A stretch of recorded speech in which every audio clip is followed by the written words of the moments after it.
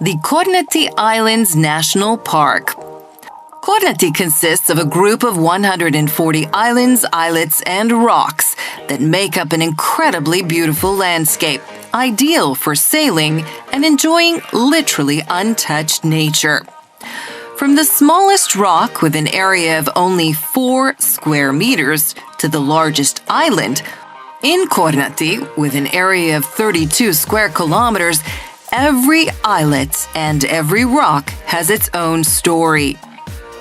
In the heart of Kornati National Park, there is one of the most exquisite bays with a beautiful marina that captivates at first sight with the beautiful color and clarity of the sea. Entry to the national park is free for all guests of the Aci Marina Piškera, which is a great opportunity to see this paradise. Not far from Šibenik, upstream along the Krka River, is one of the most beautiful national parks in Croatia, Krka National Park. It covers almost the entire area along the Krka River, which rises at the foot of the Dinara mountain near Knin, flows through a 75-kilometer-long canyon, through Prokljansko Lake, and into Šibenik Bay. Skradinski Buk, the longest waterfall on the Krka River and also the longest tufa barrier in Europe, is one of the most famous natural wonders of Croatia. The waterfall is formed by tufa barriers, islands, and lakes. It can be visited all year round, thanks to the network of paths and bridges, which enable a pleasant and safe walk. Vodice is a tourist center, known for its liveliness, variety of tourist offers, and friendly hosts. It is located on the coast in a wide bay 11 kilometers northwest of Šibenik. Translating freely from English, Vodice would mean something like small waters. And truly, everything in Vodice is to some extent connected with water. Vodice is certainly best known for its beautiful beaches and clear sea. The Blue Beach is the favorite of guests with children due to its gentle slope and excellent offer of additional facilities.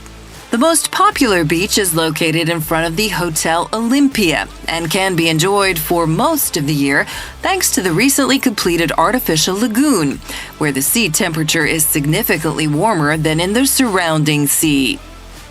From Vodice to nearby Tribunj, you can walk along the newly renovated promenade, along which are nice beaches and facilities with additional offerings.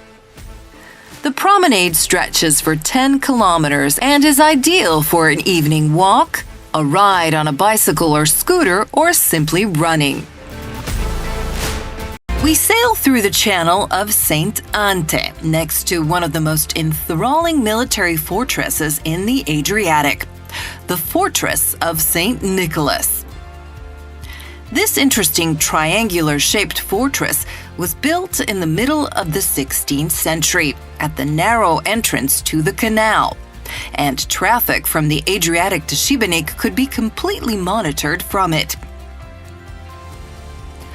In front of us is the beautiful old town of Šibenik. Šibenik is one of the oldest Croatian cities.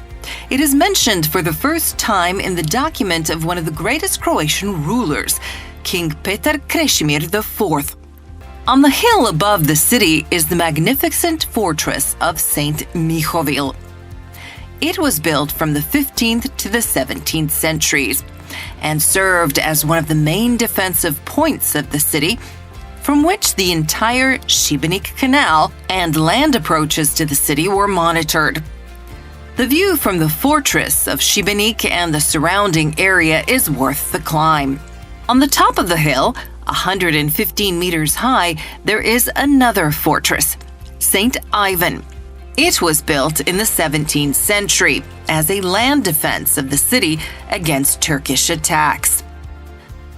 Right next to it is the fourth fortress, with certainly the best view of all, the Barone Fortress.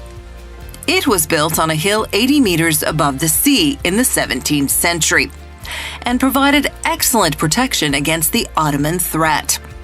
The most beautiful and most famous building in Šibenik is certainly the monumental Cathedral of St. Jakov, which was included in UNESCO's list of World Cultural Heritage in 2000. Construction began in the 15th century and lasted more than 100 years. The cathedral is unique in the world because it was built exclusively of stone without any binding material. The town of Murter was first mentioned in the 13th century, under the name Veliko Selo. In the 18th century, it got its current name. At the foot of Gradina Hill lie the remains of the Roman city of Colentum. It is assumed that it was attacked and destroyed by pirates in the 2nd century. On Cape Gradina, there is a local cemetery and the Church of Our Lady in Gradina from the 17th century. Old Croatian graves were found in the cemetery. Although Murter was mostly a rural settlement, culture was highly nurtured. So in 1866, one of the first reading rooms in the Croatian language in Dalmatia was founded in Murter. Murter is the entrance to the Kornati National Park. Kurnatari, as the inhabitants of Murter are called, are the owners of almost all 150 islands in the Kornati National Park. The main city beach in Murter is Luka Beach.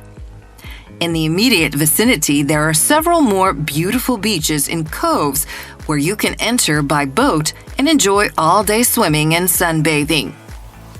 The most popular beach for families with children is located in Slanica Bay. There are many cafes and fast food establishments on the beach, so it's not difficult to spend the whole day here.